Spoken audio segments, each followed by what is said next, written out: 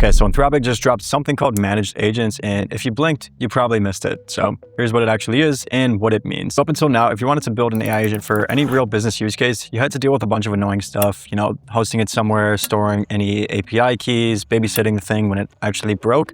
But managed agents, it takes all of that off your plate. So you could just describe what you want the agent to do. Anthropic spins it up on the server, it handles the credentials, and you just run it.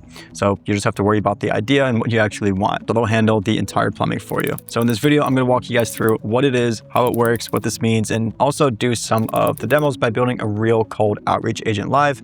Think poor man's Clay, but it's built in about 10 minutes instead of spending $600 a month. And then I'll show you 4 different ways that you can actually make money off this before everyone else figures it out. So we're going to be starting with a demo and showing you guys how this actually works with a real use case. So we're going to be, like I mentioned, building a cold outreach agent, and this is going to be wired to Airtable, so there's no app to be babysitting.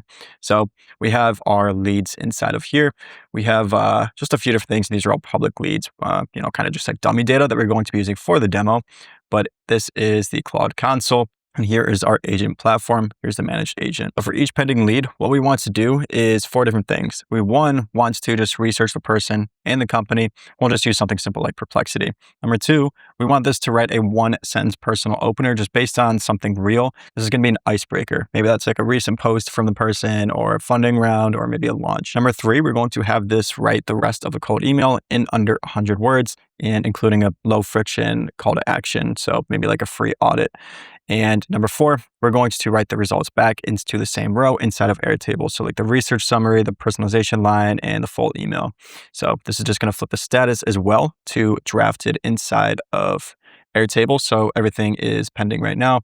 So we will see what we can do with that. So that's going to be the whole product. And again, like this is essentially what Clay does. Now there's some more nuances of what Clay actually is, what it's doing, but this is just a stripped down version that solves for probably about 80% of the use cases for almost no infrastructure cost. Now, before we actually get into the building of the agent or agents, I want to explain very quickly and how this all actually looks like very high level, what it is, all that stuff. So the way I like to think about it is managed agents just like hiring Anthropic to be the landlord for your AI worker. Where before this, if you wanted an AI agent doing real work for your business, whether that's sending emails, updating a spreadsheet, or pulling research, you had to rent your own server, you had to babysit the code, you had to store a bunch of API keys somewhere safe, and just pray that nothing broke at 2 a.m. But with managed agents, Anthropic, it handles all of that for you, like I mentioned earlier. So you just describe what you want in plain English and what you want the agent to do. You hand it the tools that it actually needs, and they run it on their own computers in their own secure sandbox. So you don't need any VPS anymore, like Hostinger or there's a lot of different other ones. So Hetzner, for example. So within this, like they're running this on their own secure sandbox with the credentials locked in their own vault. And you get a dashboard to watch it work and just a bill at the end of the month. And the difference from ChatGPT or Claude in a browser is that this thing isn't a chatbot that you just talk to simply. It's actually an employee that sits there quietly. It runs when you tell it to. It uses real tools like Airtable and all your other connectors that you previously had access to inside of Claude, like web search to actually get the work done. And it hands you back a finished result. And the difference from N8N or Make.com or Zapier is that there's no workflow to drag around. You just describe the job in plain English and it figures out the steps. And it's the first time building a real shippable AI agent feels less like a coding project and more like you're just writing a job description. So to actually follow along, you guys can just navigate to platform.claude.com and you'll be able to pull up your managed agents. Now inside of here, we're going to just navigate to the agents section. Outside of here, we'll just navigate to new agent, and you guys can see that there is a couple different options. So we have the starting point. Either we can just describe our agent and what we want to build, or we can go to the templates. So obviously choose whichever one's going to be best for you. Inside of these templates, we just have, of course, some plug and plays. So we have like an incident commander. This is able to triage a sentry alert. We have a support agent where it's just answering any customer questions from your docs and your knowledge base and escalates when needed. We have a deep researcher, a field monitor, and I'm sure they're going to be coming up with 1,000 new ones within the next, few weeks. So if we were to click on any one of these, we can see the YAML is just going to be pre-filled for us. So it's going to have the MCP in here for the specific app. So this one is Notion. We have some of the different tools and all of the different, actual capabilities. So if we want to give it, always allow access in terms of the permission policies, that stuff's going to be pre-configured. And if we're going to actually want to start from blank, this is going to generate the YAML for us. So if we could just type out something random, what I'm going to be saying specifically is to build me a cold outreach agent. The input is an Airtable table called leads with fields name, company URL, and status. For every record where status is pending, use Perplexity to research the person and the company. Find one specific recent thing worth mentioning, like a funding round, a product launch, a LinkedIn post, a news story, and write a one-sentence personalized opener based on that finding. Then write a short cold email under 100 words offering a free audit of their outbound process. The rest of everything, it's just going over what I discussed, what we're going to be building. So let's go ahead and start building this out. Just click on generate. From here, it automatically generates the YAML for us, in which case we can go to create the agent. If we wanted to review this a little bit, we can just see the description. So if you guys are familiar with Claude Skills, it's really the same concept where fundamentally it was using a YAML file where this is going to have the name. And now we are include the model, the description. So for each pending lead in Airtable, so that's pretty much just the prompt that I was giving you.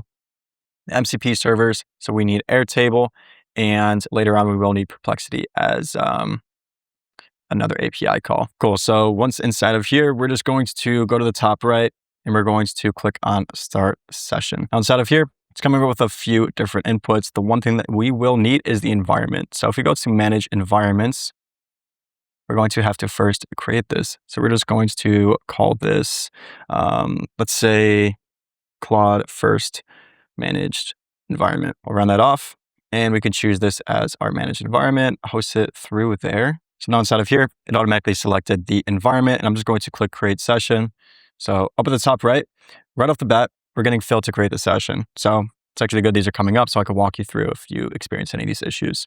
So in managed credentials vault, we just have to actually store these API keys and all this stuff, all the credentials. Now, normally I'll just enter them as we go, whilst the application or whatever's being built, I would enter them as we go. So here we have to do it right up front. So I'm going to call this credentials YouTube demo. It's just so I know for later on, and we can add our credentials one by one. So let's go to add credential. We will call this MCP server. So let's look for Airtable, make sure we have our access token and OAuth client credentials. So I'm going to get that real quick and input it into here. So if you don't know how to acquire those, just go to your whatever tool that actually is. So in our instance, the third party is Airtable. Go into their settings or the API documentation. You'll be able to find it there. Ready. So we just threw our tokens inside of our credentials section. So now we should be good to go back to our agent. Let's try this out. So we will click on our specific agent, try to start this session. And by the way, you'd also get a guided edit where this is essentially just going to provide you some help where you can preview everything inside of here as it's building it out. And it's more so just like an AI assistant. Anyways, we're just going to go back, do things what I would call the old fashioned way and start the session and see what we can get from this. So we'll check the credentials YouTube demo. I own or am authorized to use it. I'll just click on create session and we should be good to go. Awesome. Real quick before we continue, something that you may run into in terms of issues is if you go inside of your environments, you want to make sure that you actually allow MCP access. So if you just go to edit, you'll be able to flicker that on. That may be a common issue that I'm sure many of you will run into. So make sure you cover that. All right. Well, anyways, back inside of our Claude session, we don't have anything running yet. So we want to just kind of kick things off. So let's first just reconnect to this, make sure we're actually good. So now from here, we can just go to actions and we can click on send event. And we're going to send a message to the agent to actually start running. So I'm going to say process every record in the leads table where status is pending. Follow your system instructions for each one. So this is the user message. We have some MCP server errors. So it looks like our token was invalid. So we're going to have to fix that. But aside from that, we did also not provide it with any sort of web search API key just yet. So we will have to do that in a second. But we can give it like Tavily or Perplexity. Well, Perplexity actually doesn't have an MCP. So maybe we'll just use Tavily's MCP because I believe they do have a native integration. Otherwise, we could just use Claude for the research. Okay, so I ran into some issues with using my API key from Airtable. So I just had to go back into my credential vaults and I had to add and just connect regularly through the OAuth instead of providing with my API key. So Airtable is usually always a little bit finicky. So anyways, we're going to reprocess this and start up a new session. I'm going to say process every record in the leads table where status is pending. Follow your system instructions. So now it's trying to find the leads table inside of Airtable. So it's searching the bases, it's listing all the tables. You guys can see all of the different outputs. I mean, it's just going to be represented up at the top. So this is what they call the transcript. And inside of the debug version, you can get a better look at everything. So this debug tab, to explain it in layman's term, I mean, it's just essentially looking under the hood view of what the agent is actually doing. So transcript tab, this is more so high level and showing the clean back and forth, just like a chat would.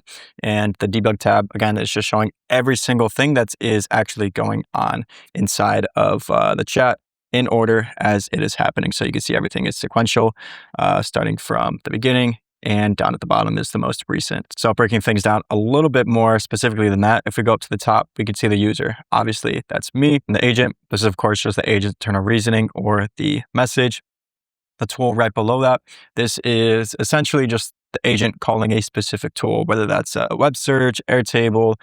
So in this particular example, it was Airtable. And then if anything does come up, any errors or anything like that, then these are just showing you, of course, that something is failing. And this is where, earlier we're running into that MCP server Airtable. I think it was saying like initialize failed or whatever it was. Those are going to be showing up for you. On the right-hand side of, obviously, we have the timestamp of everything being sequential. So the former, and we have the latest, or the latter, I guess we could call it. And also at the top right, we have our tokens. Now, something that I really like about this is within this interface, you can filter by specific things. So if you want to filter it by specific tool calls or any specific agent messages, so we could just do tool use, we can do agent thinking or agent thinking and the tool result. So we could filter by anything just to make things a little bit cleaner and easier to find specific things. All right, so whilst this is finishing up, it looks like it's about done. We can go to check out a preview of what actually has been created. So we have lead 1, it found the key signal, here's the personalization line, and here is the full email. We have the same thing for lead 2, and the same thing for lead 3. If we actually navigate over into Airtable, we'll check that out real quick. So inside of the lead section, we can see the 3 leads that we have provided it. So we only gave the URL, the company, and the name. We didn't give anything else. And we have the research summary. So Front surpassed 100 million ARR in September 25, a milestone reached by less than 1% of SaaS businesses while serving 9,000 plus companies and scaling to 535 employees. So these things are actually very in-depth research that it had found. So we used Tavily actually for this instead of Perplexity or anything. We have the personalization line. Let's check this out.